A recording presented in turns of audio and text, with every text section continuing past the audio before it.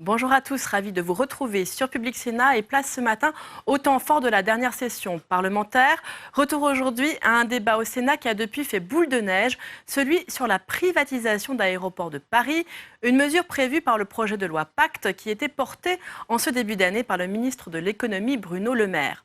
Il va dans l'intérêt de l'économie française, dans l'intérêt des PME que ce texte entre en vigueur le plus vite possible, avait plaidé le ministre à l'ouverture des débats dans l'hémicycle. Mais Bruno Le Maire a eu beau promettre ou menacer, le coup de tonnerre annoncé au Sénat a bien eu lieu. Résultat d'une alliance de circonstances entre les Républicains et la gauche, la Haute Assemblée a supprimé du texte le projet de privatisation d'ADP. Et la suite a été plus compliquée encore pour le gouvernement avec la mise en place d'un référendum d'initiative partagée, une première qui a beaucoup déplu à l'exécutif et sur laquelle des parlementaires de tous bords se sont retrouvés. Actuellement, les citoyens sont appelés à voter. Il faut dire que pour que ce référendum ait réellement lieu, 4 700 000 signatures sont nécessaires. Ce n'est pas une mince affaire. Retour aux prémices de la contestation au début de l'année au Sénat. Article 44. J'ai de nombreuses demandes de prise de parole, à commencer bien sûr par Monsieur Jean-François Husson, rapporteur de la commission spéciale chargée d'examiner le projet de loi relatif à la croissance et à la transformation des entreprises. Monsieur le rapporteur. Merci, Madame la Présidente, Monsieur le Ministre, mes chers collègues. Avant que ne commence le débat sur la privatisation d'Aéroports de Paris, je souhaitais vous rappeler quelques données sur cette société qui constitue un actif stratégique unique pour le développement économique et touristique de la nation et pour sa connectivité avec le reste du monde.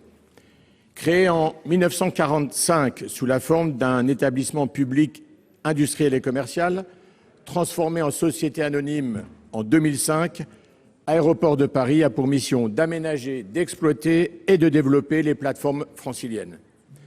En 2017, les aéroports de Paris-Charles de Gaulle et de Paris-Orly ont pour la première fois franchi à eux deux la barre des 100 millions de passagers accueillis avec un total de 101,5 millions de passagers. L'aéroport de Paris-Charles de Gaulle est à lui seul le 10e aéroport mondial en termes de trafic passager et le 2e aéroport d'Europe.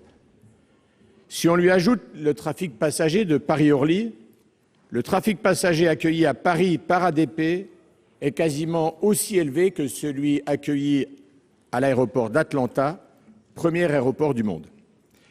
Les aéroports franciliens constituent la principale frontière de la France, première destination touristique mondiale, avec plus de 90 millions de visiteurs en 2018, et la voie d'accès privilégiée depuis l'étranger à Paris et à la région Île-de-France, première région économique française. En conséquence, la capacité de la société ADP à fournir un service public de très haut niveau aux compagnies aériennes du monde entier, ainsi qu'à leurs passagers, est cruciale pour renforcer l'attractivité de notre pays. Elle est également très importante pour l'avenir du pavillon français, dans la mesure où la compagnie Air France-KLM réalise à elle seule, avec ses partenaires, 50% de l'activité de Paris-Orly, et 62% de celle de Paris-Charles de Gaulle, qui constitue son hub. Ce sont les chiffres 2017. Les aéroports parisiens ont naturellement un fort impact sur l'économie de la région Île-de-France. On estime ainsi que plus de 122 000 personnes travaillent sur les plateformes aéroportuaires franciliennes. Le nombre total d'emplois générés par le système aéroport francilien est estimé à plus de 570 000 personnes, soit près de 8% de l'emploi salarié francilien. Le potentiel de développement de Paris-Charles de Gaulle est très important puisque ces 4 pistes pourraient lui permettre d'accueillir à terme entre 140 et 160 millions de passagers par an, ce qui correspondrait à un quasi-doublement de sa fréquentation actuelle. Il s'agit là d'un atout majeur pour attirer le trafic aérien en correspondance, car plusieurs autres grands aéroports européens font aujourd'hui face à un phénomène de saturation. C'est le cas notamment de l'aéroport de Heathrow à Londres s'il vous plaît. Et de l'aéroport de Francfort. À l'issue de cette brève présentation, je crois que nous pouvons tous nous accorder sur ce point. Que la privatisation d'ADP se fasse ou non, l'État devra impérativement être en mesure d'assurer un contrôle étroit sur cette entreprise et sur les infrastructures critiques dont elle assure la gestion. Il ne s'agit là ni plus ni moins que d'un enjeu de souveraineté. Quelques mots sur la situation économique et financière de l'entreprise. Ces dernières conclure, années, monsieur le rapporteur, vous êtes dépassé d'1 minute 18. eh bien, je reprendrai la parole. Et oui, mais là, monsieur Revet, il y a un temps de parole qui doit être retenu par chacun. Je reprendrai la parole, Madame la Présidente. Je vous remercie. Je vous remercie. La parole est maintenant à monsieur Fabien Gay pour le groupe CRCE.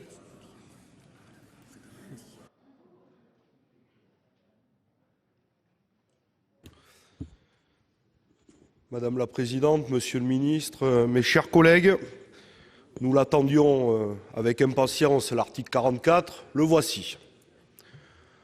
J'inscris cette prise de parole dans la suite de la question préalable que nous avions déposée. Et un certain nombre d'arguments restent toujours valables puisque vous ne les avez pas réfutés, Monsieur le Ministre. Et puis, un certain nombre de nos collègues viendront. Moi, je viens sur un de vos principaux arguments. C'est le fonds d'innovation pour notamment sur les questions de digital, d'algorithme, qui est tout à fait valable. Vous attendez de la cession des actifs 8 à 10 milliards, chiffre pas réfuté. Sur ce, il y a toujours l'indemnisation des actionnaires minoritaires. 1 à 2 milliards, ce chiffre n'a jamais été réfuté. 1 à 2 milliards, dont Vinci, qui est déjà actionnaire minoritaire à 8%. Donc il reste 6 à 8 milliards. Que nous allons confier, si nous adoptons cet article, en tout cas c'est votre vœu, à la BPI, qui va les placer sur les marchés financiers.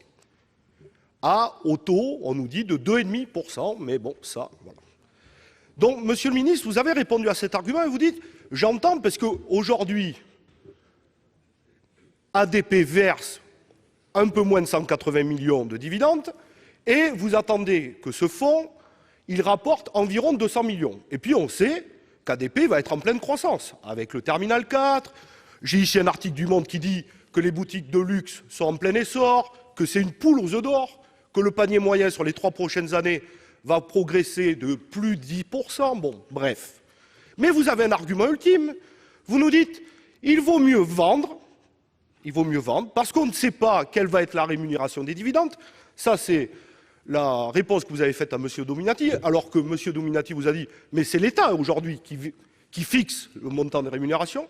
Et vous dites, vous sous-entendez qu'il serait plus sûr de placer en vérité cet argent sur les marchés financiers.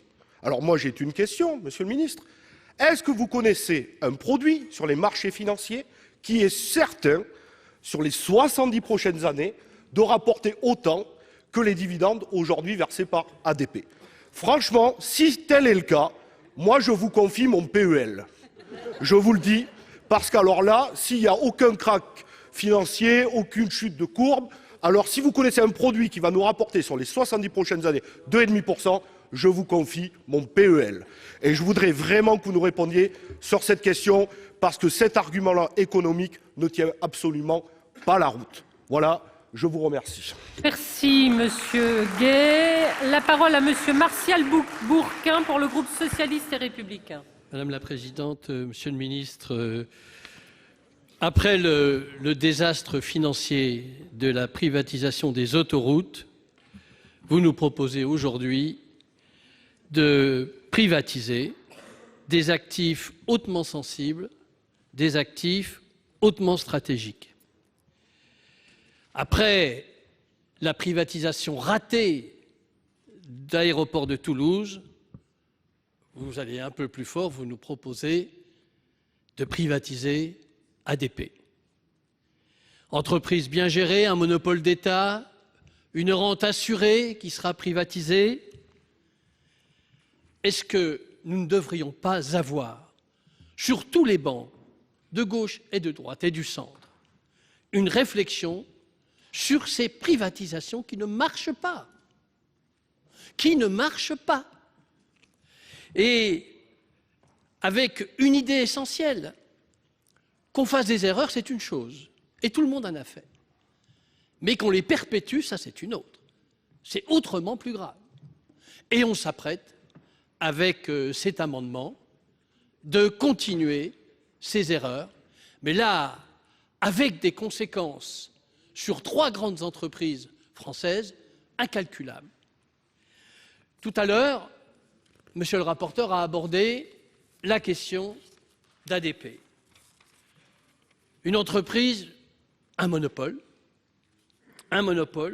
qui a des dividendes très importants. Si seulement pour le fonds d'innovation, on empruntait les dividendes d'ADP d'aujourd'hui et de demain, pourrait entièrement payer ce fonds d'innovation. Et lorsqu'on propose un monopole d'État à la privatisation, je vais vous donner un chiffre.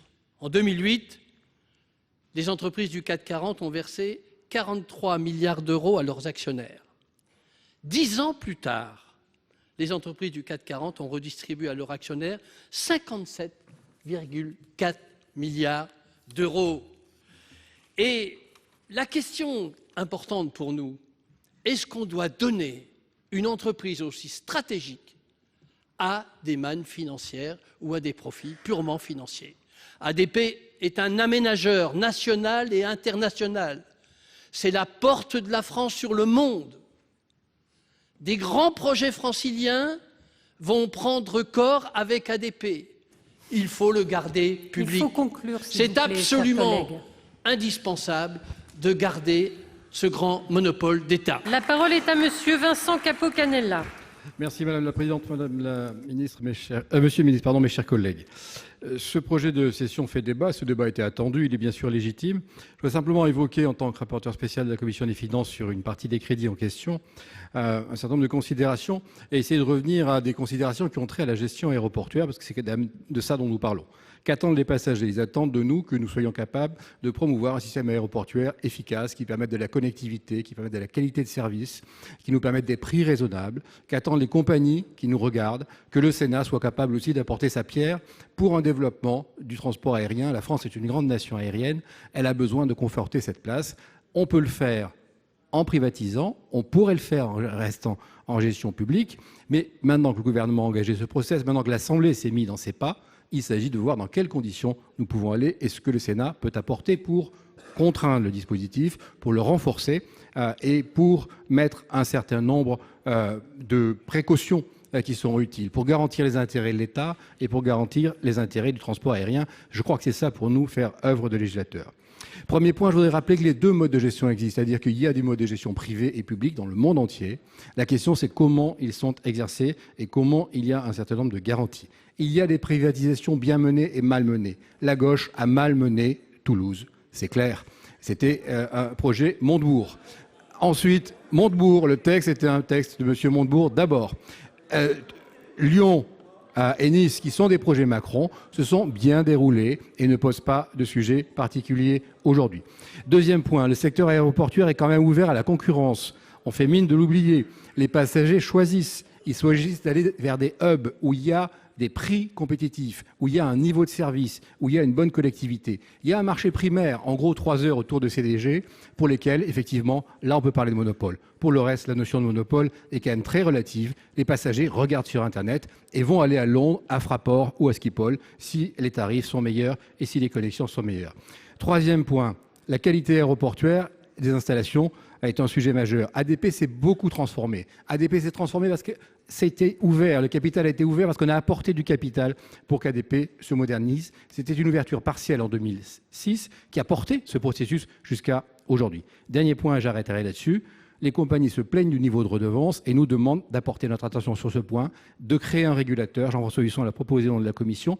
Il me paraît que c'est un point majeur. Permettre qu'il y ait une transparence, qu'on évite les surprofits. Et c'est ça, qui me semble-t-il, qui doit être l'apport du Sénat dans ce texte. Merci. Je donne maintenant la parole à Madame Catherine Fournier, présidente de la Commission spéciale.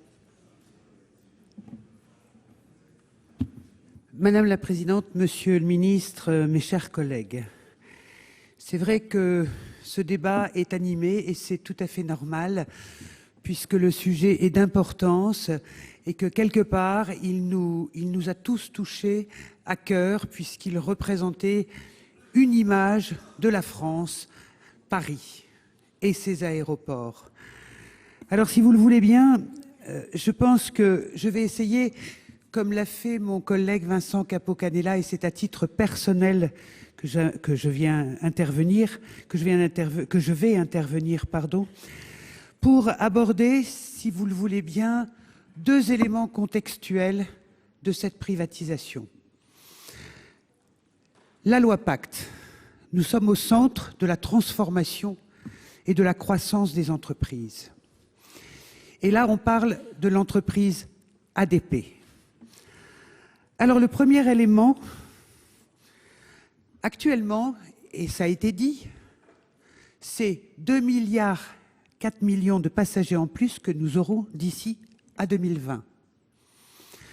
C'est également, d'ici à 20 ans, un doublement du nombre de passagers. Ça représente, pour vous donner un chiffre, simplement d'ici à 2020, le trafic actuel des 24 plus gros aéroports mondiaux. Alors, si vous le voulez bien, cette croissance d'entreprise, elle aura besoin de capitaux pour s'inscrire dans l'expansion du développement des aéroports et rester, à mon sens, concurrentielle et compétitive. Alors, comme certains l'ont dit tout à l'heure, lors d'autres débats, finalement, l'État français, de fait, affiche plus un besoin de financement à l'heure qu'il est, et c'est la réalité, plutôt qu'une capacité à abonder les capitaux d'ADP pour qu'ils s'inscrivent dans un développement futur. Le deuxième élément contextuel que je voulais aborder, c'est simplement la méthode législative. Nous sommes actuellement en procédure, l'examen d'un texte en procédure accélérée. Le Sénat s'est toujours en fait préservé la capacité d'enrichir substantiellement le texte. C'était la position d'ailleurs de la commission spéciale face à cet article 44, c'était de dire nous allons effectivement permettre et lancer ce débat. La question qu'il faut se poser aussi en toute lucidité, c'est qu'adviendra-t-il de la CMP ? Quelle sera la conclusion de la CMP ? Eh bien, je pense que le fil des débats nous en apportera de plus grandes informations. Et ce que je voulais dire simplement aussi pour terminer, vous savez, on a beau avoir une belle fusée, si nous n'avons pas le carburant pour activer ces réacteurs, il faut absolument que nous l'ayons. Il faut absolument que nous en ayons conscience. C'est vrai que je ne suis pas partie sur des grandes théories, je veux rester pragmatique et je veux surtout, si vous le voulez bien, respecter ce débat et faire en sorte que vous puissiez vous exprimer. Merci. Vous l'appelez tous privatisation, je redis que ce n'est pas une privatisation sèche, c'est une délégation de service public de 70 ans au terme de laquelle l'État reprendra l'intégralité de la possession de cet actif stratégique qu'il n'a pas aujourd'hui au titre de la loi de 2005.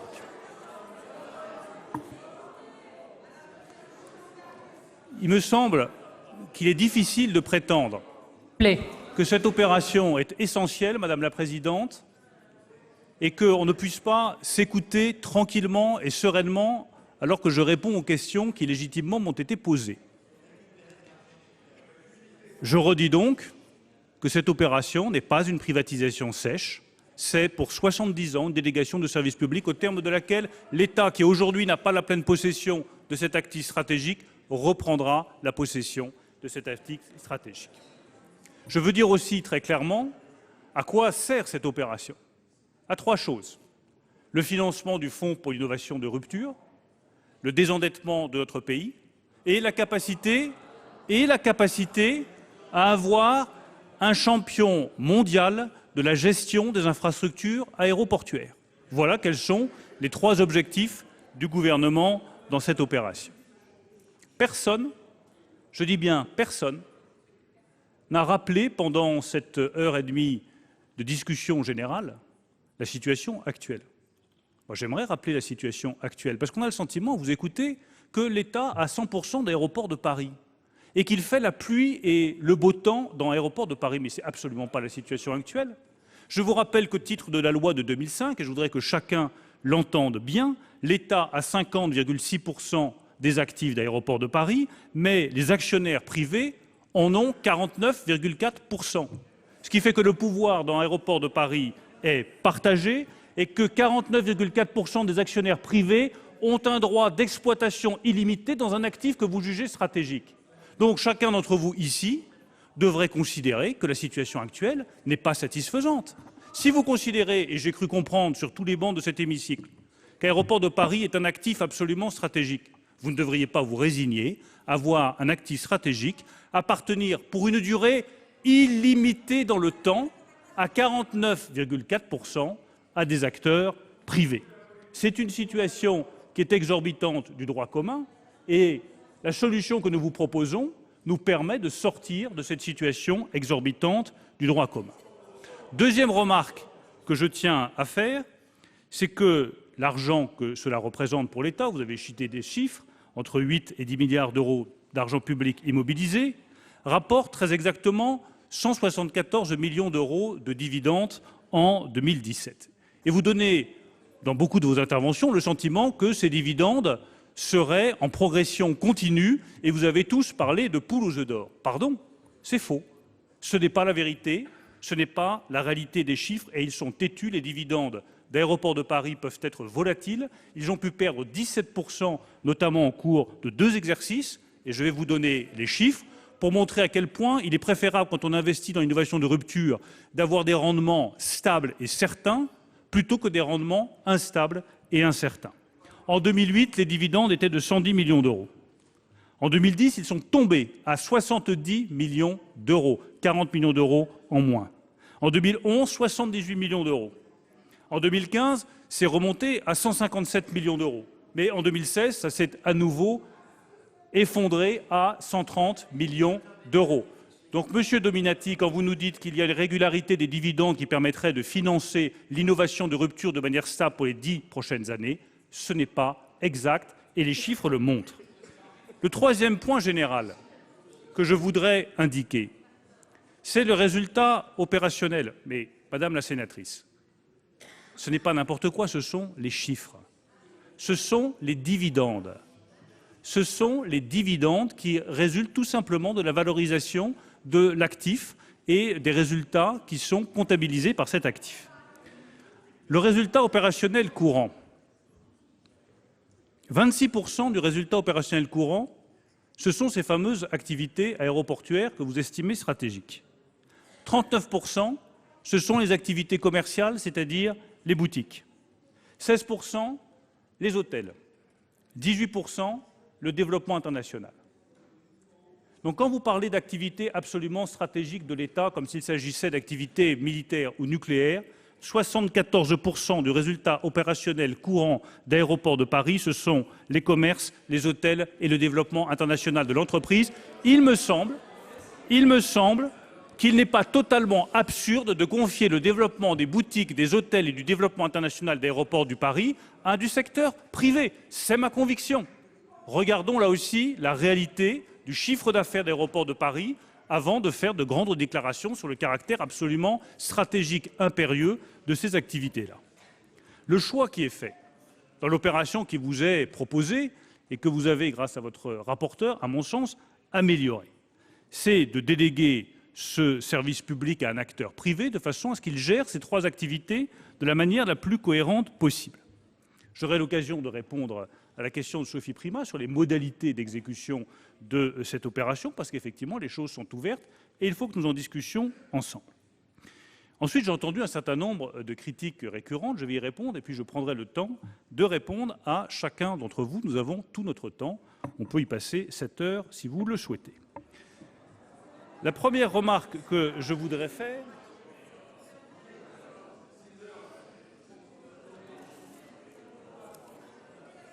certains nous ont dit qu'il n'y avait aucun autre aéroport privatisé dans le monde et beaucoup ont pris comme exemple les aéroports américains.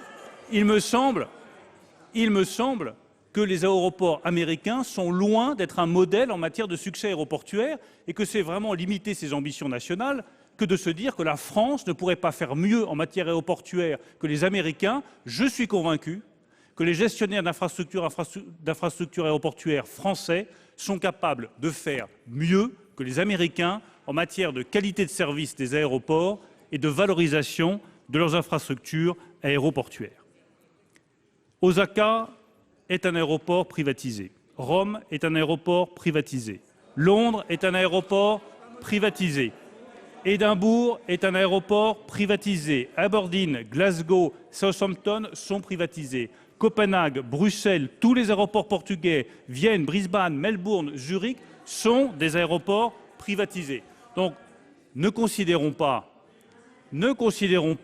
que nous faisons avec cette opération preuve d'une singularité totale. Ce n'est pas le cas. Il y a d'autres aéroports dont le capital a été ouvert au privé dans le reste du monde. Deuxième critique que j'ai beaucoup entendue, ce ne serait pas rentable et mieux vaudrait compter sur les recettes des dividendes qui seraient régulières dans le temps pour alimenter notre fonds pour l'innovation de rupture. Je le redis, c'est rentable et la valorisation de la participation de l'État sera supérieure, si on prend 1 euro actualisé, aux 70 ans de dividendes actualisés pour que l'opération soit financièrement rentable pour l'État. Je voudrais répondre sur ce point à M. Dominati. Ce ne serait pas efficace pour le Fonds pour l'innovation de rupture. Et là, je rejoins la critique faite par M. Gay. Monsieur le sénateur, qui est un peu dissipé, les 8 à 10 milliards d'euros ne seront pas placés en bourse de manière aléatoire. Ils seront placés au Trésor avec un rendement de 2,5 %, qui rapportera donc sur 10 milliards d'euros, 250 millions d'euros de produits certains chaque année, soit une recette de 2,5 milliards d'euros disponibles pour l'innovation de rupture sur 10 ans. Et je mets en regard un fonds pour l'innovation de rupture, je répondrai aussi aux questions qui ont été posées tout à l'heure, dans lequel vous avez une garantie de financement de 2,5 milliards d'euros sur 10 ans, et qui préfigure un fonds pour l'innovation de rupture européen qui devrait allier les Allemands et d'autres grands États européens pour financer l'innovation de rupture, avec de l'autre côté des dividendes dont je viens de montrer qu'ils n'étaient pas réguliers d'une année sur l'autre et qui ne garantissaient donc pas le financement stable et pérenne de l'innovation de rupture. La troisième critique, celle qui a été la plus répétée, c'est la comparaison avec les autoroutes. Les comparaisons, les paraisons, ces deux opérations n'ont strictement rien à voir. Pour des raisons fondamentales.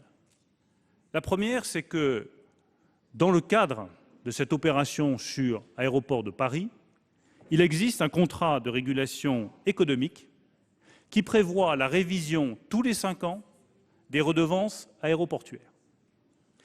Cette révision tous les 5 ans des redevances aéroportuaires se fait sous le contrôle de l'État. Les tarifs ne peuvent pas être fixés sans l'accord de l'État. Ce contrat de régulation économique, aujourd'hui, est un contrat. Si vous votez la loi Pacte, ce sera une disposition législative. C'est pour cela que j'estime que la régulation après Pacte sera renforcée et que les tarifs seront mieux contrôlés après la loi Pacte qu'ils ne le sont avant. Dans un cas, vous avez une disposition contractuelle. Dans un autre cas, vous avez une disposition législative qui prévoit tous les 5 ans l'adoption des tarifs aéroportuaires sous le contrôle et avec l'accord de l'État. À vous de choisir si vous préférez maintenir une disposition contractuelle ou une disposition législative. Pour ma part, j'estime qu'il est plus sûr, pour garantir la sécurité des tarifs, d'avoir la disposition législative qui figure dans Pacte. Dans le cadre des autoroutes, puisque certains m'interpellent sur ce sujet, je n'ai jamais dit que c'était formidable, j'ai même dit qu'il fallait tirer les leçons de ces erreurs, monsieur le sénateur. Donc laissez-moi répondre à vos remarques. Je vous dis qu'il faut tirer les leçons des erreurs qui ont pu être faites, notamment sur les autoroutes. Dans le cadre des autoroutes, c'est un contrat de redevance sans examen du niveau de rentabilité. Donc effectivement, l'erreur qui a été commise dans le cadre des autoroutes, c'est qu'il n'y a pas de révision des tarifs, qu'il se fait de manière automatique et qu'il n'y a pas de contrôle de l'État. Je suis le premier à le reconnaître. Et je pense qu'on progresse en reconnaissant les erreurs qui ont été faites, en les corrigeant et en garantissant un contrôle plus strict. Je le redis, le contrôle sur les tarifs aéroportuaires sera législatif et donc plus fort après pacte qu'il ne l'est aujourd'hui, puisque c'est une simple disposition contractuelle. La deuxième raison qui fait que la comparaison ne tient pas et que ce que vous pouvez voter aujourd'hui est un véritable renforcement du contrôle sur les tarifs aéroportuaires qui légitimement vous soucie par rapport aux compagnies aériennes, c'est qu'il y a le contrôle de l'autorité indépendante des redevances aéroportuaires, l'ASI, qui va rendre un avis sur le coût moyen pondéré du capital, ce qui n'est pas le cas dans le cadre des autoroutes. Et cette autorité indépendante, votre rapporteur a proposé de la renforcer. Je suis prêt également, dans le cadre de pacte, à accepter les amendements des sénateurs pour renforcer le contrôle de l'autorité indépendante sur les redevances aéroportuaires. Je pense que ces deux garanties, permettez-moi d'insister là-dessus, sont des garanties fortes qui vous sont données par le gouvernement sur le contrôle des tarifs aéroportuaires dans le cadre de cette opération. Une disposition législative, un renforcement de l'autorité indépendante, cela nous distingue totalement de l'opération des autoroutes et cela vous garantit le contrôle de l'État sur les tarifs aéroportuaires. On nous dit également qu'il y aurait une perte de contrôle général sur une activité stratégique. Là encore, c'est faux. Et le cahier des charges qui m'est réclamé à corps et à cri, je le tiens à la disposition des sénateurs et des sénatrices qui souhaiteraient en avoir connaissance. Ils verront dans ce cahier des charges, mais ces éléments ont été transmis au rapporteur, je les tiens à votre disposition et ils vous permettront de constater des choses simples. Le contrôle est plus fort après la loi Pacte qu'il ne l'était avant. Vous avez des dispositions de caractère législatif qui permettent de contrôler le niveau des investissements du futur concessionnaire. Si le concessionnaire refuse de faire certains investissements qui valorisent Aéroports de Paris, par exemple le terminal 4, l'État peut obliger le concessionnaire à réaliser ces investissements. Si à l'inverse, le concessionnaire engage des investissements qui ne nous sembleraient pas opportuns, et je vous recommande d'en discuter avec Air France, car lorsqu'on discute avec le nouveau patron d'Air France, il est le premier à émettre certains doutes sur certains investissements. Eh bien, l'État a la possibilité de refuser certains investissements qu'il n'estimerait pas souhaitables et valorisants pour Aéroports de Paris. Sur les nuisances sonores, sur l'environnement, sur l'emploi, grâce aux députés qui ont rajouté des dispositions dans le cahier des charges, il y a également tous les éléments nécessaires pour garantir la bonne gestion d'Aéroports de Paris. Enfin, ce cahier des charges, qui est un élément absolument structurant des garanties qui sont apportées à Aéroports de Paris. Votre rapporteur a proposé qu'il soit désormais l'objet d'une clause de revoyure tous les 10 ans. Je suis ouvert à cette proposition du rapporteur. Le cahier des charges pourra, si vous le souhaitez, faire l'objet d'un examen tous les 10 ans pour garantir que ce cahier des charges remplit bien les fonctions qui lui ont été fixées. Le contrat de régulation économique d'un côté, qui devient une disposition législative. Le renforcement de l'autorité indépendante. Le cahier des charges que nous mettons à votre disposition et que je suis prêt à voir réexaminer tous les 10 ans. Voilà 3 garanties substantielles que je donne aux sénateurs sur la sécurité de cette opération. Beaucoup d'entre vous ont dit également qu'il y avait dans le caractère stratégique d'Aéroports de Paris le fait que c'était la première frontière de France. Je le comprends parfaitement, mais je rappelle une chose simple. Rien ne changera sur les activités régaliennes de l'État en matière de contrôle des biens, des personnes et de contrôle douanier. Absolument rien. L'exercice des missions régaliennes de l'État continuera à être exercé par la police aux frontières ou par les douanes, comme c'est également le cas aujourd'hui. Il n'est pas question pour nous de déléguer ces missions régaliennes de contrôle de nos frontières à qui que ce soit. La conclusion que je tire de tous ces éléments que je voulais porter à votre connaissance, c'est que l'opération qui vous est proposée permet, au bout du compte, à l'État de récupérer cet actif stratégique, qu'elle se fait avec 3 garanties et 3 verrous sûrs, que sont le renforcement de l'autorité indépendante, le contrat de régulation économique et le cahier des charges revu tous les 10 ans, que les missions régaliennes de l'État restent totalement inchangées. Il me semble que ce sont des garanties qui entourent de manière sérieuse l'opération qui vous est proposée. Je vais maintenant reprendre chacune de vos interventions.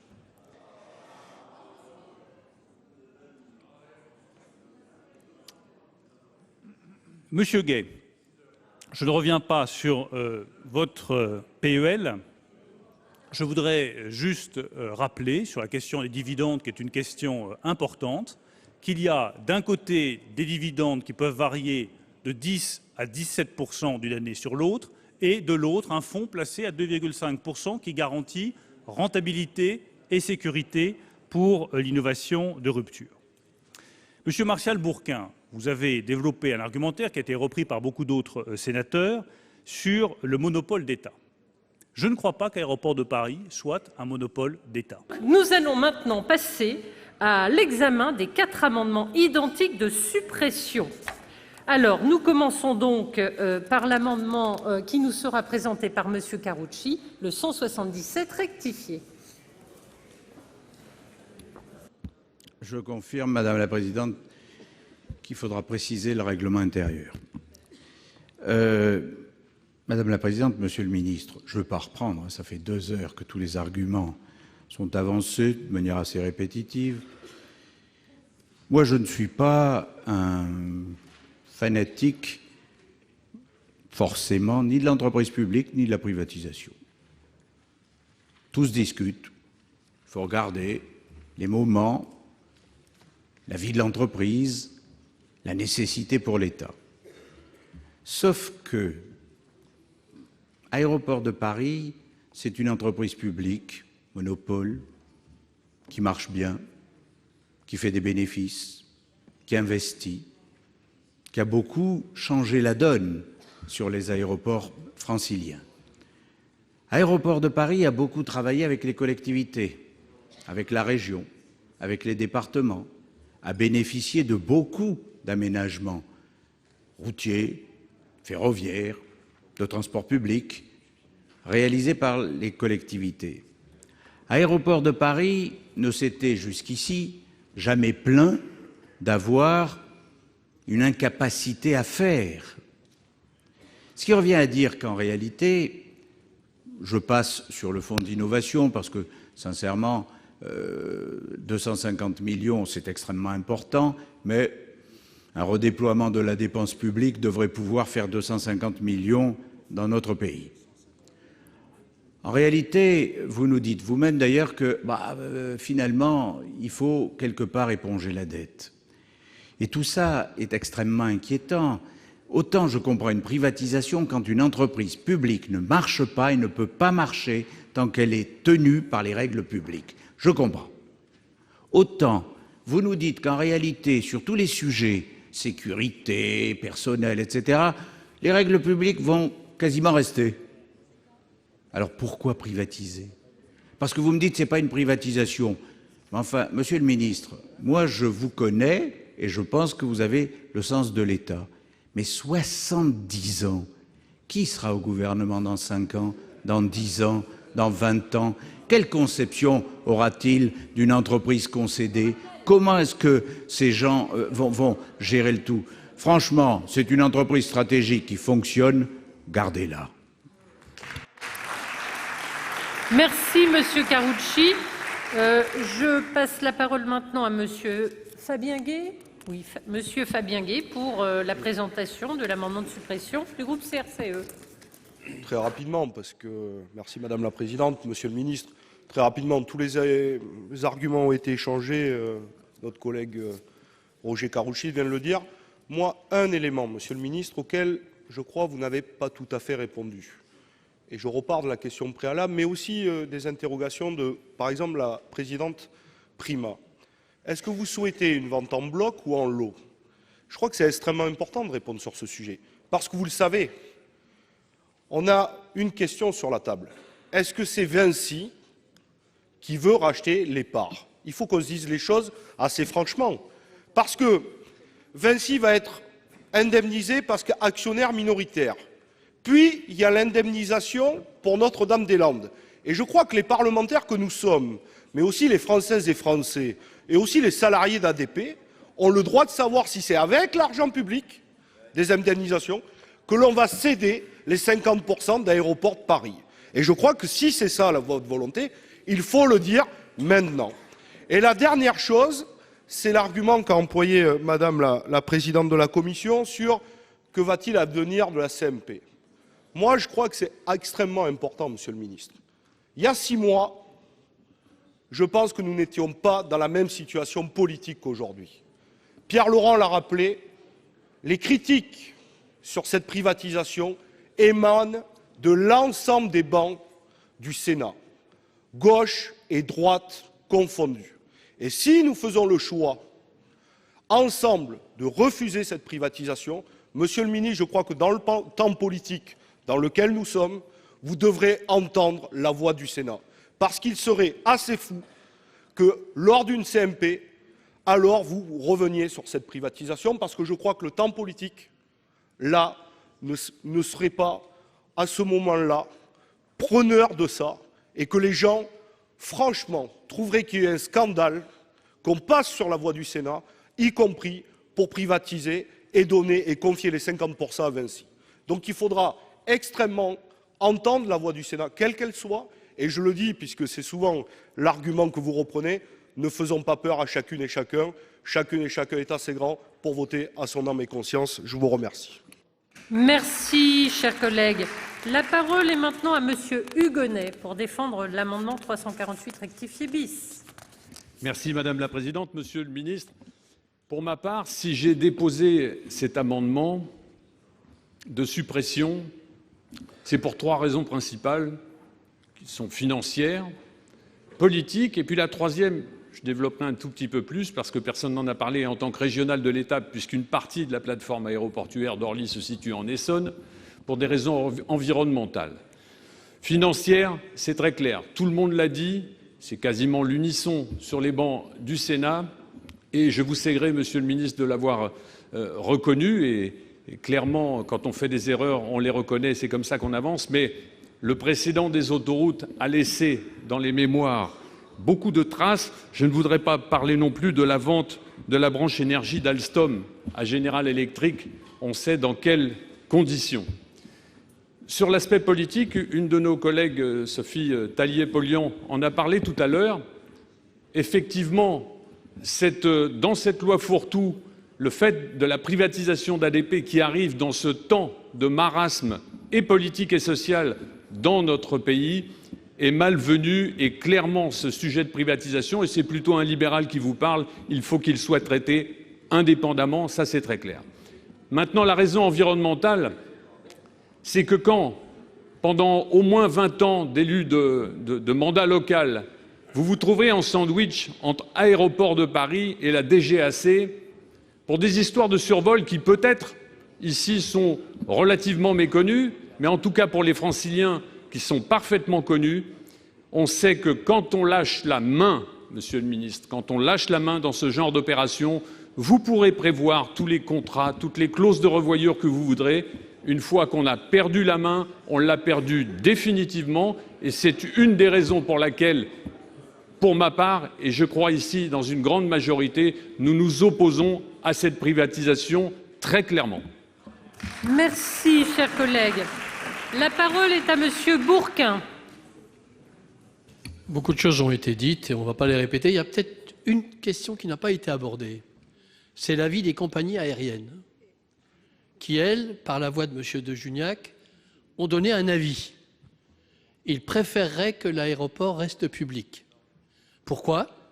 Chaque fois qu'il y a privatisation, il y a hausse des tarifs et à terme, ça peut mettre en difficulté certaines compagnies aériennes. Je pense à Air France notamment. Je pense à Air France. Et ça, c'est à mettre au débat. Ce sont des questions suffisamment importantes et c'est l'association des compagnies aériennes qui a pris position nettement sur cette question. Monsieur le ministre, moi je sais bien que Vinci n'a pas eu Notre-Dame-des-Landes. Ce n'est pas une raison pour lui faire un cadeau. Oui, un cadeau avec ADP. Je ne pense pas que ce sera un cadeau trop royal. On ne peut pas faire cela. On n'a pas le droit de faire ça dans l'intérêt national. Dernière chose, vous avez cité tout à l'heure tous les aéroports du monde en disant que beaucoup étaient privés. Eh bien, on a une liste exhaustive des aéroports. Les plus grands aéroports du monde sont tous publics. 57%, effectivement, sont tous publics. En Europe, à grande majorité, ils sont publics aussi. Et ADP a montré sa capacité, vraiment, à faire de l'aéroport de Paris une grande entreprise publique, mais une entreprise qui compte dans le monde des affaires, qui a créé des aéroports dans le monde entier, qui ramène à l'État des dividendes importants, et ces dividendes, nous sommes bien contents de les avoir. Alors, j'ai entendu une fois un de vos arguments qui disait « Est-ce que c'est notre rôle d'avoir des dividendes ?» Bien sûr que oui. Tout le problème est qu'est-ce qu'on fait des dividendes? Si on les met dans l'investissement productif. Mais avoir des dividendes, heureusement, parce que si on se met à refuser les dividendes, la dette, elle va exploser. Et donc là, nous avons des questions clés qui nous font dire, Monsieur le ministre, si on veut un vrai débat, nous dites pas, le Sénat ne sert qu'à aménager le projet de l'Assemblée nationale.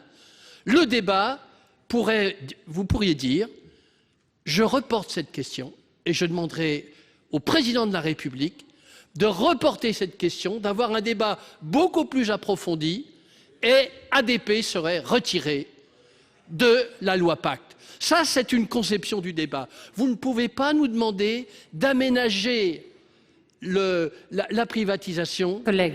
Simplement, aujourd'hui, nous avons un vrai débat. Eh bien, faisons en sorte que la Chambre haute soit écoutée. Merci. Merci beaucoup. Alors, nous allons passer maintenant à l'avis de Monsieur le rapporteur de la commission spéciale.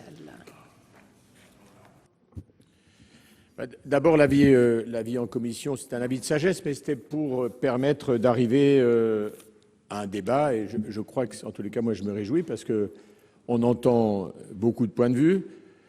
Ce que je dirais quand même, parfois, je trouve qu'il y a des positions qui sont un peu excessives. Quand je regarde, moi, la situation de la France, puisque tout le monde a à peu près gouverné depuis 20 ans, où on a tous quand même quelques reproches à se faire, et d'ailleurs les Français ne manquent pas de nous le dire. Et quand j'ai donc travaillé sur ce dossier, je vais vous dire, je partais plutôt avec l'a priori négatif, notamment eu égard au dossier ADP, des autoroutes. J'étais contre à l'époque, et je dirais les faits m'ont plutôt donné raison, mais de toute façon je n'étais pas parlementaire, donc à part le commentaire, ça n'allait pas beaucoup plus loin. Et puis là, au fur et à mesure des auditions, j'ai souhaité, parce que c'est, je pense, l'envie et le rôle des parlementaires, c'est non seulement de rentrer dans le contenu, mais d'apprécier, de juger et de faire en sorte que notre Assemblée, dans le rôle du bicamérisme, donc quand même, les Français s'interrogent à voix haute, voire même le disent très vertement, tout ça, il faut dépoussiérer, vous comprenez, le Sénat, c'est inutile, ça coûte cher, etc. Je crois l'inverse. Donc, je suis allé dans le fond des choses. Et je vais même vous dire, c'est plutôt en écoutant Augustin de Romanet une première fois, puisque, comme on l'auditionnait pendant la loi de finances, j'ai qu'un collègue qui avait pu assister en même temps, c'est lui qui m'a amené à réfléchir. Et je vais vous dire, par exemple, je ne souscris pas du tout à la double caisse, comme vous l'avez dit, Monsieur le Ministre. Je pense, on a proposé, nous, dans le texte du Sénat, un aménagement. Parce que vous l'avez d'ailleurs démontré, je vous l'ai dit il y a peu de temps avec les autoroutes.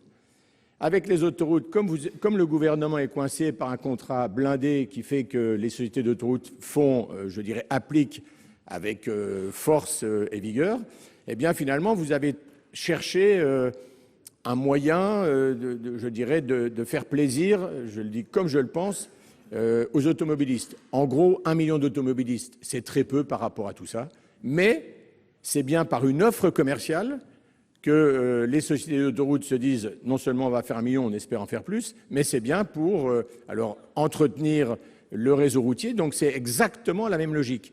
Et moi je pense qu'à partir du moment, c'est la vie économique, l'offre crée le besoin. Si vous avez un aéroport qui fonctionne bien, évidemment, et on le voit d'ailleurs sur la profitabilité des activités de services et de commerce, eh ben, il y a une logique à ce qui est, s'il y a besoin, une part et une participation, ça me paraît important. Enfin, je veux juste terminer parce que je vois, pardon, que j'ai dépassé encore une fois. Moi, je suis quand même très, très attaché à la régulation. Et honnêtement, quand on est plutôt ouvert sur la société d'entreprise de libéralisme, je crois que c'est important. On a besoin, il faut évidemment pas de libéralisme sauvage, mais il faut un cadre d'action. Et dans les articles, alors certains malheureusement ne vont pas rester, mais on s'est attaché à donner un rôle plus important, plus fort à l'État. Et on a souhaité également avoir des outils de régulation, parce que ce que j'ai entendu dans les auditions, aussi bien des sociétés Air France a demandé de la régulation. Donc ce qu'on propose répond, je dirais, pratiquement complètement Air France. D'ailleurs, le nouveau PDG l'a dit dans une audition. Donc je pense qu'il faut éviter, ça ne changera rien, je l'ai bien entendu, et je le dis à nouveau ici, je l'ai dit en commission, sur ce sujet, moi, j'ai pas de souci, il n'y a pas d'intérêt personnel. Il y a un intérêt à démontrer que notre Assemblée a un rôle important à jouer dans le fonctionnement d'une démocratie, notamment quand elle est attachée au travail de ses représentants et de ses parlementaires. Voilà, je vous remercie. Merci, monsieur le rapporteur. Voilà, on a essayé de rattraper un peu les choses et de vous laisser exprimer votre point de vue de la façon la plus détaillée qui soit. Alors, maintenant, je laisse la parole à monsieur le ministre qui doit nous donner l'avis du gouvernement. Oui, c'est un avis défavorable, je vais être très bref. D'abord, je pense que le débat a permis d'écarter des comparaisons qui sont infondées. La comparaison entre la cession des autoroutes et la cession des actifs de l'État dans l'aéroport de Paris est une comparaison infondée. Le débat a permis de montrer aussi que nous vous offrons une opération originale dans laquelle toutes les garanties d'encadrement par l'État sont apportées par le contrat de régulation économique qui définit les tarifs aéroportuaires sous le contrôle de l'État, ce qui, M. Bourquin, rassurera les compagnies aériennes qui aujourd'hui ne sont pas rassurées par la situation actuelle, renforcera l'autorité de régulation indépendante et reverra tous les 10 ans le cahier des charges qui encadre l'opération. Garantit enfin que cet actif que vous estimez stratégique, dans 70 ans, reviendra dans le giron de l'État, alors que si vous le laissez dans la situation actuelle, il restera à 49,6% la possession d'acteurs privés. La troisième chose sur laquelle je veux insister, c'est la situation de la France aujourd'hui. Et se demander quels sont les défis français auxquels nous sommes confrontés. Je pense que le premier défi auquel nous sommes confrontés, c'est l'innovation et la souveraineté technologique. C'est de savoir si nous laissons à nos enfants, dans 25 ans, une France dans laquelle les technologies clés de l'intelligence artificielle, du stockage des données, de la voiture autonome, de la batterie électrique, sont des technologies françaises et européennes, ou si nous abandonnons ce combat. Mais c'est le défi qui est posé aujourd'hui, et c'est le défi auquel nous répondons en redéfinissant par la loi Pacte le rôle respectif de l'État et de l'entreprise dans la société française. J'assume que le rôle de l'État, à mes yeux, n'est pas de gérer à 73% le développement international d'aéroports de Paris, des boutiques ou des hôtels. Le rôle de l'État de garantir la sécurité de nos frontières et d'investir dans l'avenir de nos enfants. Eh bien, si vous adoptez cette proposition de la loi Pacte de cession des actifs de l'État dans l'aéroport de Paris, vous permettrez à l'État de se concentrer sur ce que sont ses missions essentielles, la protection des Français, l'investissement dans l'avenir de nos enfants, et vous laisserez un opérateur privé sous le contrôle étroit de l'État le soin de développer nos infrastructures aéroportuaires. Alors, merci, Monsieur le Ministre. Je vais donc maintenant, avant de mettre aux voix ces amendements, passer aux explications de vote. Nous en sommes à 8. Monsieur Bazin, à vous la parole. 9. Monsieur Bazin. 10, 11. Qui dit mieux? Merci Madame la Présidente. Monsieur le Ministre, je voudrais, après avoir écouté patiemment tous les éléments du débat, en évoquer deux qu'on n'a pas entendus et peut-être revenir sur un troisième très rapidement qui a été évoqué une seule fois par François Bonhomme. Je veux m'étonner avec lui de ce qu'une matière aussi importante soit traitée en une demi-poignée d'articles, en 2 heures ici, qui plus est dans une procédure accélérée. Je pense sincèrement que si on avait voulu faire un travail de fond et convaincre les sénatrices et les sénateurs, il aurait fallu y mettre un peu de temps et notamment que ça fasse l'objet tout simplement d'une loi en soi. Mais je voulais surtout vous parler de personnes dont on n'a pas parlé jusque-là. Ce sont les riverains, ceux qui vivent sous les trajectoires des avions, des aéronefs. Parce qu'on tient pour acquis que la fréquentation des aéroports va augmenter considérablement. Moi, j'avais en tête qu'on pourrait passer de 72 à 110 millions de passagers à Roissy, ce qui est déjà considérable, 40% environ, mais on évoque maintenant le doublement. Mais est-ce que vous vous rendez compte de ce que ça représente? Donc je trouve que c'est particulièrement malvenu de débattre de la privatisation des aéroports, et en particulier de Roissy-Charles de Gaulle, avec une telle perspective d'augmentation du trafic, alors même qu'on est en procédure de concertation qui vient juste de commencer pour la construction du 4e terminal d'aérogare, qui va conditionner toute cette augmentation. Donc c'est se moquer des habitants qui vont avoir à subir cette augmentation considérable de nuisances que de délibérer aujourd'hui sur une privatisation sans avoir recueilli leur avis sur la perspective de l'augmentation de ce trafic. Et puis enfin, je voulais quand même relever qu'on nous a parlé tout à l'heure de désendettement à hauteur de 10 milliards. Enfin, c'est quand même énorme de parler de désendettement quand on vient de nous proposer un budget en déficit de 100 milliards et que le président de la République y a ajouté 10 à 12 milliards en 13 minutes par un beau soir de décembre. Donc franchement, si on veut nous dire que comptablement, en effet, en passant d'actifs dans Aéroports de Paris à un compte qui va apporter quelques ressources, en effet, comptablement, c'est du désendettement, mais franchement, dans le contexte que nous connaissons, ça n'est pas très sérieux de parler de désendettement à hauteur de 110 milliards de plus tous les ans. Voilà ce que je voulais ajouter. Simplement, encore un petit mot pour dire qu'il faut saluer le travail du rapporteur qui a essayé d'améliorer le texte. Maintenant, le dilemme, nous le connaissons tous, et je crois qu'il faudra juger sur le fond plus que sur ces questions d'amélioration. Merci, Monsieur Bazin. La parole est à Monsieur Temal. Il est où, Monsieur Temal? Et le voilà. Madame Tocqueville, Madame Tocqueville. Merci, Madame la Présidente. Monsieur le Ministre, on s'inscrit, on peut parler. Bon. Plus sérieusement, d'abord, je voudrais remercier le ministre parce qu'il nous a fait une leçon, moi je trouve, de libéralisme, et au moins il l'assume, et c'est un choix idéologique qu'est cette privatisation. Vous évoquez 3 raisons, le fonds d'innovation, 250 millions, Monsieur Bazin a dit beaucoup de choses, c'est 2 années de dividendes d'Aéroports de Paris. Et puis, si je comparais à l'ISF, vous voyez, on pourrait faire beaucoup de fonds d'innovation, comme quoi il faut savoir trouver les recettes là où on peut les choisir. Et donc, vous faites un choix qui n'est pas celui-ci. Sur les ordonnements de l'État, je rejoins M. Bazin parce que je partage totalement la fable et l'histoire pour les enfants qu'on vient de nous raconter pendant une demi-heure.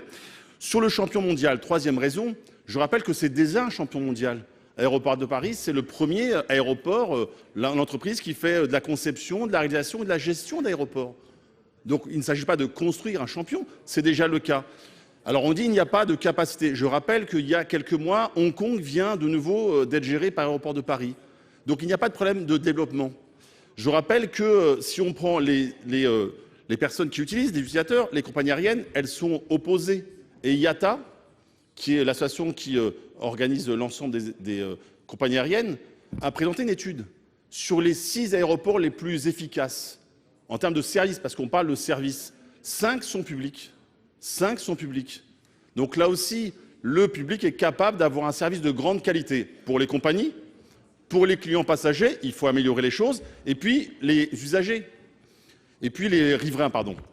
Comme M. Bazin, je suis du Val d'Oise, nous sommes dans le département où il y a Roissy. Je rappelle que nous avons effectivement la question du plan sur le bruit, les avions au-dessus de la tête, et moi je préfère avoir comme interlocuteur l'État, parce que je crois plus en la parole de l'État, que d'avoir demain une société dont personne ne nous garantit qu'il n'aura pas une pression à augmenter le nombre de vols. Donc je crois que, encore une fois, cette volonté est plutôt idéologique. Vous êtes aujourd'hui en train de nous faire payer 2 additions. La première, c'est le fait que Notre-Dame-des-Landes n'ait pas été fait, votre décision. Et la deuxième, c'est que votre politique économique et sociale, il faut maintenant payer. Et c'est encore une fois, en vendant les bijoux de famille, que vous souhaitez la payer. Merci beaucoup, Monsieur Touraine. Madame Tocqueville. Merci Madame la Présidente, Monsieur le Ministre, mes chers collègues. Je voudrais revenir sur un point qu'a évoqué Monsieur Martial Bourquin et qui n'a pas beaucoup attiré l'attention. C'est sur les conséquences de la privatisation d'ADP pour notre compagnie nationale Air France et qui plaide pour une suppression de cet article. En effet, pour que l'État puisse vendre ADP à un très bon prix, il faut qu'il puisse faire espérer aux futurs acquéreurs privés des résultats en croissance. Or, pour cela, il faudrait que l'État dérégule les redevances aéroportuaires qu'il fixe aux compagnies aériennes et aux passagers. Et si l'État acceptait d'augmenter ces taxes, la compagnie Air France pourrait en souffrir puisque quasiment tout son trafic passe par les aéroports parisiens. Donc l'alternative est simple. Soit l'État continue à réguler l'augmentation des redevances et il risque de faire une mauvaise opération et de vendre à bas prix, soit l'État lâche du lest, mais ce sont les passagers et Air France qui en souffriront. De plus, lors de son audition par la Commission de l'aménagement du territoire et du développement durable, M. Benjamin Smith, qui a été nommé directeur général d'Air France en août 2018, a exprimé une réserve et une inquiétude polie, parce que je pense qu'il ne pouvait pas faire autrement, à la perspective de cette privatisation. Mais Alexandre de Juniac y était fortement opposé. Je vous remercie. Alors, merci beaucoup. La parole est à Madame Préville.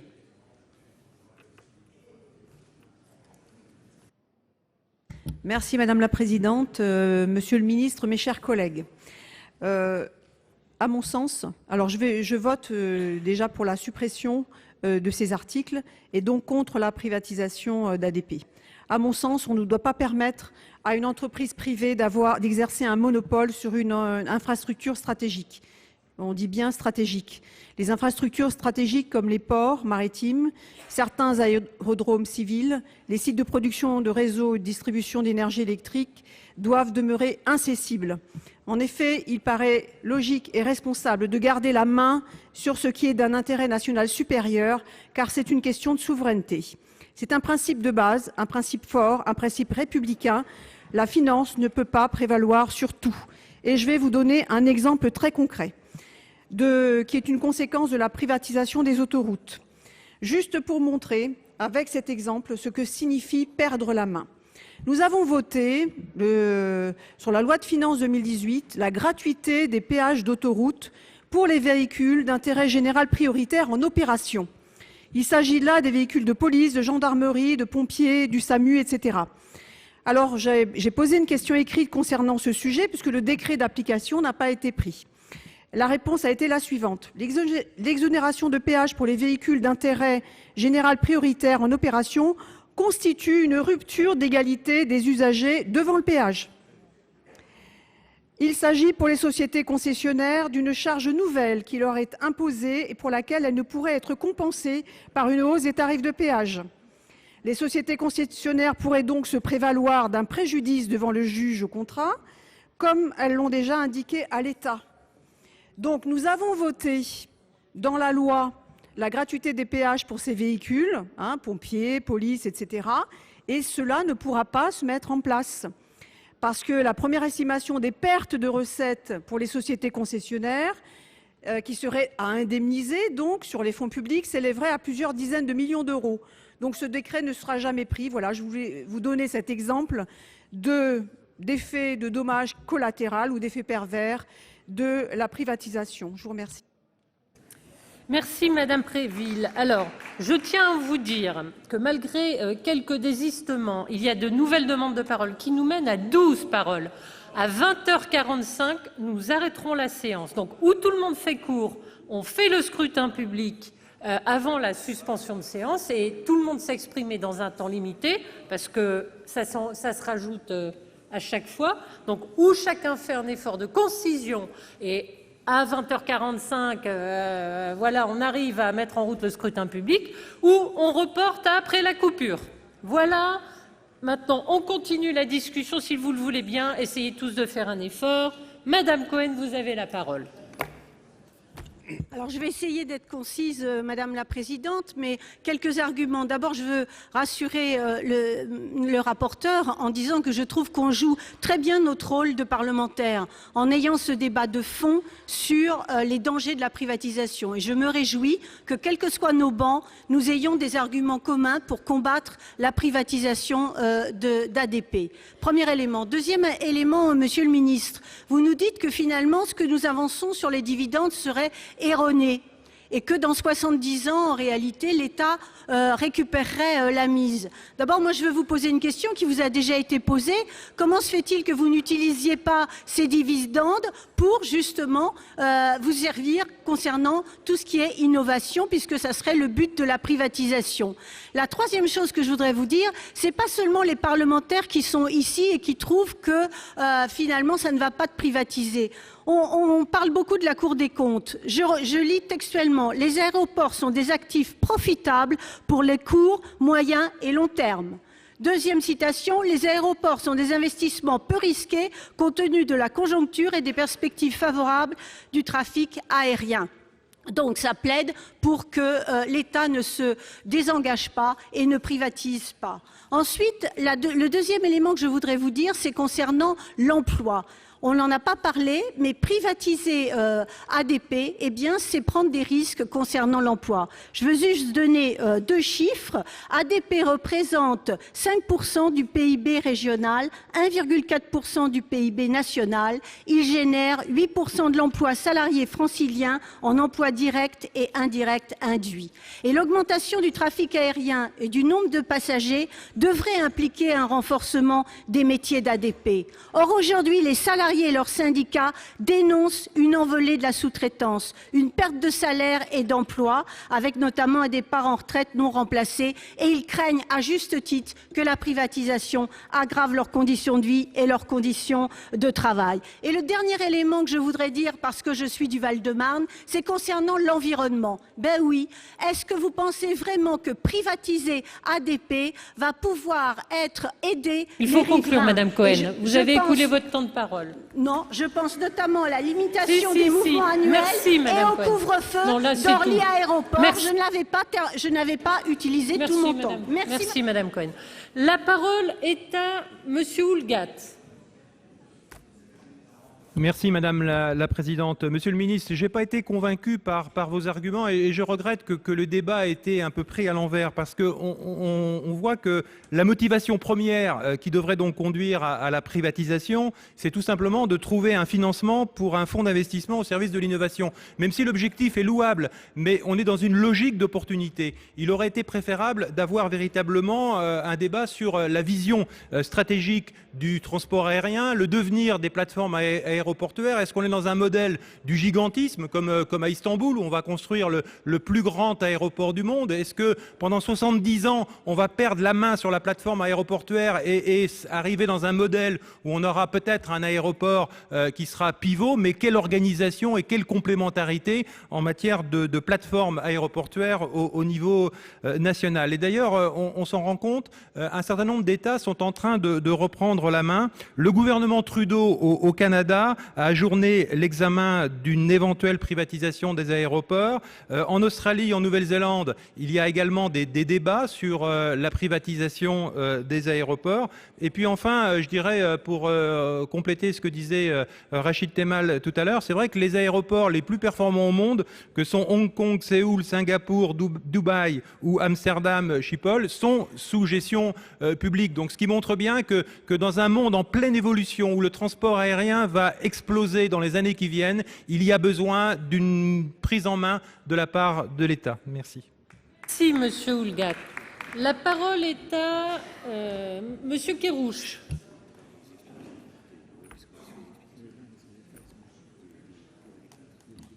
Merci Madame la Présidente.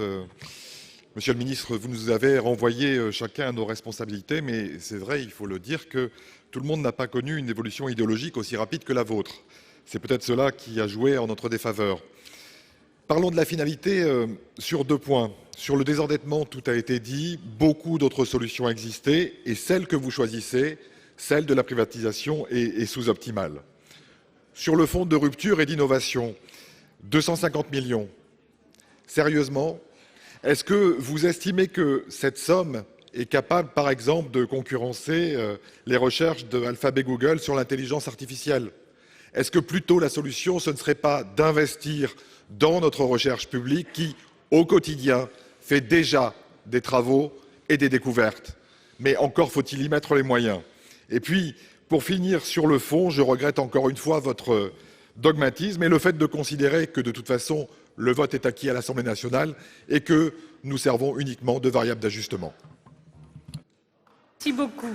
La parole est à Madame Chain-Larché. Oui, Madame la Présidente, je vous remercie. Écoutez, je crois que les débats montrent une chose, c'est que le Sénat a probablement plus d'ambition pour ADP que n'en a le gouvernement. Et effectivement, cela aurait pu faire l'objet d'un projet de loi à part entière, lorsque l'on voit à quel point les débats sont animés. Ce que je regrette, c'est le manque d'ambition du gouvernement pour ADP. J'en veux pour preuve une audition que nous avons eue de M. de Romanet, au cours de laquelle nous avons demandé si les investissements qui étaient à faire pouvaient être financés par ADP. Ce à quoi le président nous a répondu que oui, il aurait pu financer les investissements nécessaires pour ADP. Alors cette entreprise qui est à la fois stratégique, extrêmement importante pour notre pays, aux yeux du monde entier, aurait pu faire l'objet d'une ambition particulière portée par l'État. C'était le premier sujet que je voulais soulever. Le deuxième, qui n'a pas été soulevé par les différents orateurs, concerne une fois de plus les franciliens. Quelles sont les garanties que nous pourrons apporter sur les spéculations foncières inévitables que l'on peut redouter pour les territoires alentours? Merci Madame la Présidente. Merci beaucoup Madame Chain-Larché. La parole est à Monsieur Delège. Merci Madame la Présidente. Monsieur le Ministre, deux observations. D'abord sur la méthode. Je rejoins tout à fait ce qu'a dit notre collègue Longuet tout à l'heure. Je pense que ce débat, il méritait une loi à lui seul. Comment laisser effectivement 2 minutes et demie à notre rapporteur pour un sujet aussi important? Il serait peut-être temps, Monsieur le Ministre, que le gouvernement veuille bien considérer que le Parlement est là pour légiférer et pas simplement pour vous écouter. Cesser d'avoir des lois qui n'en finissent plus avec autant d'articles. Ça nous amène à la situation confuse dans laquelle nous sommes. Deuxièmement, je vous ai entendu tout à l'heure, et je vous en donne acte, nous dire votre souci d'écouter le Sénat. C'est bien. Mais avec une procédure accélérée, quelle garantie vous nous apportez? Il n'y a pas de navette. Vous n'êtes pas en CMP. Alors vous pouvez toujours nous dire que les apports de la Commission sont intéressants, mais si vous voulez vraiment que le Sénat joue son rôle, il faut effectivement aller au fond des choses et permettre la navette. Tant qu'au fond, vous nous expliquez que cette privatisation, c'est pour préparer l'avenir, parce qu'il faut investir, je pense que vous seriez plus crédible, permettez-moi de le dire aussi simplement, si le budget 2019 se traduisait par une moindre dépense publique et une moindre augmentation de la dette. Et puis vous nous expliquez, mais au fond, cette privatisation, c'est voir très loin. Je vous félicite, Monsieur le Ministre, vous voyez très loin à 70 ans. Songez simplement que dans 70 ans, vous n'aurez pas loin de 120 ans. Monsieur Delège, la parole est à Monsieur Savary. Oui, merci. Simplement, je crois que ce n'est pas le jour et la nuit. Ce qui est important, c'est d'avoir des équipes qui savent gérer correctement un aéroport stratégique tel que celui-là, qu'il soit privé comme il est actuellement ou qu'il devienne par le biais d'une DSP aux mains d'autres concessionnaires. Moi, ce qui me chagrine là-dedans, Monsieur le Ministre, c'est qu'une DSP, il faut l'équilibrer sur 70 ans. Il arrive des accidents d'avion, ce qu'on ne souhaite pas bien entendu, des valises qui explosent. On va séparer le cargo du passager, des vols différents. Un autre gouvernement va interdire des vols la nuit. Et la DSP n'est plus respectée. Il n'y a plus l'équilibre. Et comme il y a la double caisse, eh ben on continuera, nous, l'État, à verser pour arriver à l'équilibre si jamais il y a un drame, pendant que le concessionnaire privé continuera à toucher des dividendes du fait de la double caisse. Rien que le fait qu'il y ait la double caisse, ça contre-indique la privatisation. C'est la raison pour laquelle, suite à vos arguments, eh ben je voterai contre cette privatisation. Merci, Monsieur Savary. La parole est à Monsieur Capo-Canella. Merci Madame la Présidente. Monsieur le Ministre, mes chers collègues, quelques mots. D'abord, je souhaite que le débat ait lieu sur les conditions de cette cession du capital. Et je ne suis donc pas favorable à un amendement de suppression, parce que je veux que le débat ait lieu. Il me semble que c'est faire œuvre législative que de renforcer les conditions dans lesquelles l'État pourrait être amené à céder ses parts du capital, et que deuxièmement, le travail qui a été engagé par Jean-François Husson, par la Commission avec sa présidente, est un travail considérable et que le ministre a beaucoup évolué, et je veux lui en donner acte et l'en remercier. Nous avons entamé le débat ensemble, moi comme rapporteur de la Commission des finances, avec Jean-François Husson et avec le ministre, sur la question de la régulation. Et il y aurait un apport considérable du Sénat, attendu par toutes les compagnies aériennes qui ont passé 6 mois dans les assises du transport aérien. J'ai été modestement l'un des rapporteurs et l'un des présidents de groupes de travail là-dessus pour installer un régulateur. Le Sénat le propose, le ministre l'accepte et c'est un élément majeur. On en parle très peu. Je ne voudrais pas que ça passe à la trappe parce que ça serait quand même bien dommage. Les compagnies aujourd'hui nous alertent et nous disent que même dans le système actuel, elles ne sont pas garanties dans le système actuel public et qu'elles le seraient mieux dans le système de demain. Je veux simplement dire aussi qu'on a fait parler beaucoup Alexandre de Juniac et Ben Smith. Alexandre de Juniac, IATA a pris des positions qui étaient simplement de rappeler publiquement que ça pouvait être le public comme le privé, que parfois le privé avait des pratiques qui ne lui convenaient pas. Alexandre de Juniac est venu devant le groupe d'études d'aviation civile que j'ai le plaisir de présider et dont beaucoup d'entre vous sont membres ici. Il a dit des choses très claires, c'est que si c'est privé, il faut bien l'encadrer. Il n'a pas dit « je refuse le privé ». Les choses sont très claires. On a passé 1 heure avec lui et on était 7 ou 8. On a eu une discussion extrêmement fouillée. Donc ne faisons pas dire à Alexandre de Juniac des choses qu'il n'a pas forcément dites. Quant à Ben Smith, une collègue l'a cité. Si on le cite, il faut le citer jusqu'au bout. Il a dit en commission essai public, commission du développement durable et de l'aménagement du territoire, qu'il invitait le Sénat à encadrer cette privatisation et à installer un régulateur fort. Il l'a dit tel quel. J'ai posé vraiment la question pour en avoir le cœur net. C'est au compte rendu. Les choses sont très claires. Voilà.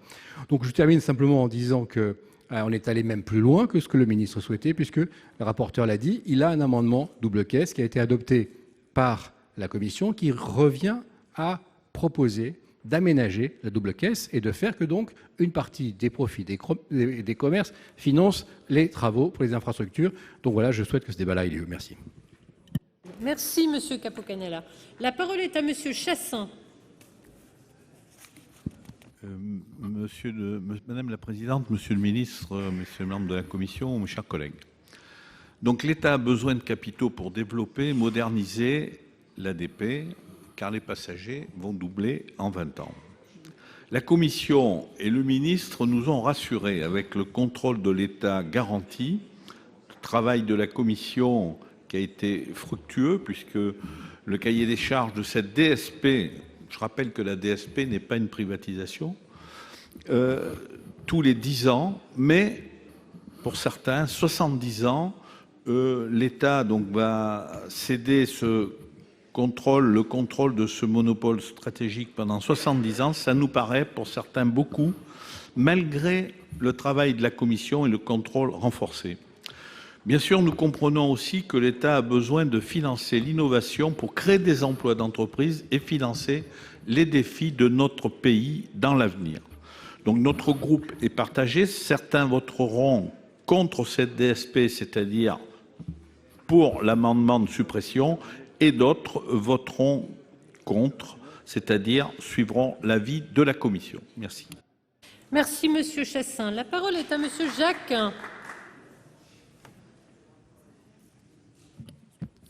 Monsieur le ministre, rapidement, je reviendrai sur un seul point, la capacité de contrôle que vous prétendez avoir ou que vous prétendez acquérir avec l'outil législatif que vous souhaitez obtenir ici. On a bien des qualités dans notre pays, mais très peu on a la capacité de contrôle et de régulation qu'on devrait avoir. Je suis un régulateur, je le déplore. Les faits vous donnent tort. Récemment encore, sur les autoroutes, le droit du contrat est plus fort que le droit des politiques qui estiment que l'intérêt général fait qu'il serait nécessaire de revoir le droit du contrat. Et dans l'accord récemment obtenu par la ministre Borne, c'est effectivement une négociation commerciale. Vous nous avez dit que vous aviez plus confiance dans le pouvoir législatif que dans le pouvoir réglementaire et que votre projet permettrait de l'augmenter. Mais désolé, actuellement, il y a vis-à-vis du droit d'entreprendre des décisions du Conseil constitutionnel régulièrement rendues en faveur de celui-ci et contre l'intérêt général. Et notre culture administrative n'est pas portée sur le contrôle comme peuvent l'être les économies libérales de type anglo-saxonne, où ils se dotent véritablement des moyens de contrôle. J'ai pu visiter les transports ferroviaires britanniques, où lorsqu'il a été décidé de privatiser, ça n'a pas été une bonne opération d'ailleurs, eh bien, ils ont recruté au ministère des Transports britannique des centaines d'agents pour effectuer ce contrôle, et un véritable contrôle qui est effectif. Et donc sur ce point-là, je ne suis absolument pas rassuré, d'autant qu'on n'a pas tous les données du problème. Le contrat de régulation n'est pas là, le cahier des charges n'est pas là, et vous demandez un blanc-seing à ce niveau. Je n'ai vraiment pas confiance. Merci. Merci, cher collègue. La parole est à l'avant-dernier orateur, Monsieur Daudigny. Merci Madame la Présidente, Monsieur le Ministre, mes chers collègues. Je voudrais insister sur un point des modalités donc, de cette privatisation. C'est vrai, limité dans le temps à 70 ans, point qui a été évoqué tout à l'heure par un collègue du groupe CRCE. Il s'agit de l'indemnité préalable partielle d'expropriation d'1 milliard d'euros, donc si ma lecture est correcte, qui sera versée aux actuels actionnaires minoritaires, alors parmi lesquels le groupe Vinci, de la société ADP. Alors cette indemnité d'expropriation n'est pas préalable à une renationalisation qui interviendra donc dans 70 ans, que connaîtront peut-être nos enfants ou petits-enfants. Elle est en partie concomitante à la privatisation, alors que rien ne permet de penser que les actuels actionnaires minoritaires d'ADP n'auront pas vendu leur part de capital bien avant 2089. Est-ce qu'il ne s'agit pas vraiment d'un tour de passe-passe assez baroque, d'une sorte de détournement, alors parfaitement légal, je dis bien, détournement légal organisé de fonds publics où un acquéreur potentiel, donc en l'occurrence ça pourrait être le groupe Vinci, reçoit une aide financière substantielle en fonds publics de la part du vendeur? Je vous remercie. Merci, Monsieur Daudigny. La parole est maintenant à Monsieur Savoldelli. Merci. Monsieur le ministre, beaucoup de collègues, là d'ailleurs, on a souvent des analyses différentes, mais des fois on a dit la même chose. Les 250 millions, l'innovation, c'est pas sérieux. Tout le monde vous le dit. Il faudra 1 milliard pour remettre à niveau nos universités, Monsieur le ministre. Donc première chose, vous êtes en rupture d'innovation sur le terrain de l'innovation. Et après, vous êtes en rupture d'innovation aussi sur le rôle et la place de l'État sur la question de la modernisation et du développement du transport aérien. Il n'y a aucun projet de modernisation. Il n'y a aucun de votre part de ce point de vue-là. Et puis écoutez, 250 millions, Apple, Monsieur le ministre, vient de régler 500 millions d'arriérés d'impôts au fisc. Tout le Sénat ici est mobilisé dans toutes les sensibilités pour qu'on aille au bout sur les GAFAM. Et là, vous allez voir le fonds d'innovation qu'on va avoir pour la société française et pour les entreprises françaises. On ne sera pas à 250 millions, Monsieur le ministre. On sera à des milliards, parce qu'on les aura fait payer tous. Google, Amazon, Microsoft, tout ça. Et ça, c'est le travail du Sénat, y compris dans sa diversité politique. La troisième chose, j'attire votre attention, mes collègues. D'autres ici sont aussi liés à l'aéroport d'Orly.